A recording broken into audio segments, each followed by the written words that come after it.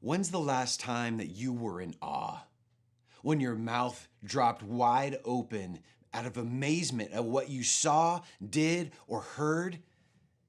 It's so refreshing to be in awe. I remember the first time I heard the roar of an F1 engine on the racetrack as it zipped by. This amazing sound, and then car after car, and it pushed the air in such a way that it would blow your hat off.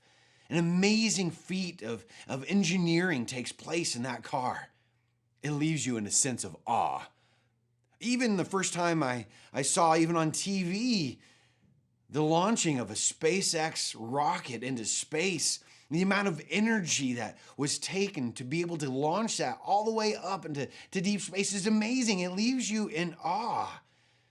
But all of this is just a small representation, a small fragment of what it is that God has created for you and I. And I'm just wondering, when's the last time that you were in awe of what it is that God created for you and me?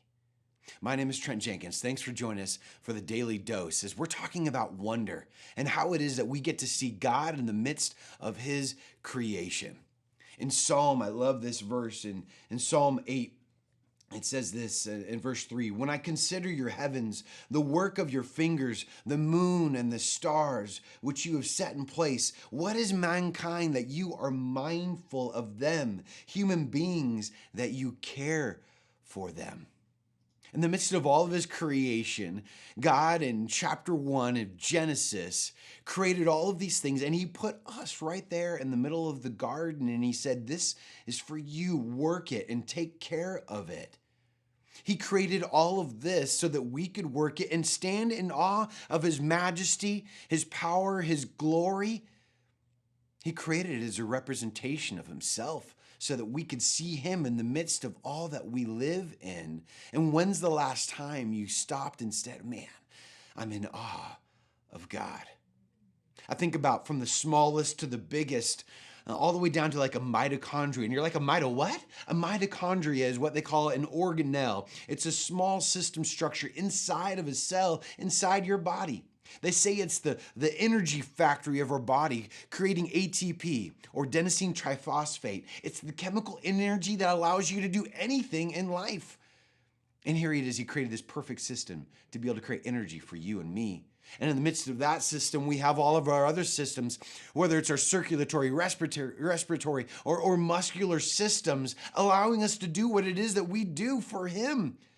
And here it is, He placed us, this perfect system, in the midst of another perfect system of this earth. Think about our water system.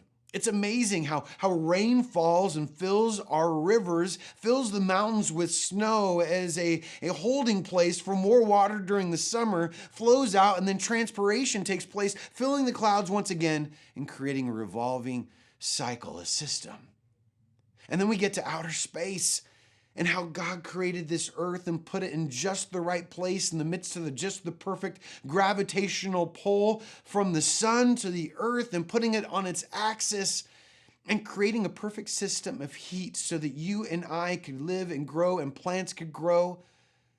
Light starting at 27 million degrees leaves the sun at 186,000 miles per second and lands on me in the San Diego area at a perfect 82 degrees. Wow. How are we not in awe? And yet, in the midst of it, we were part of that creation in Genesis 1, where He looked upon His creation. He looked at all of it and said, "I am pleased." You are part of what He was pleased with. You are part of the awe. God looks at you and He's in awe of you because you are part of His masterpiece. And today, I don't want you to get discouraged. Today, I don't want you to think down on yourself because you are part of God's creation. You are a son or a daughter of the King in which He created for a purpose. You are part of the awe. So go about your day today encouraged and say, I'm part of the awe. Take care, everyone.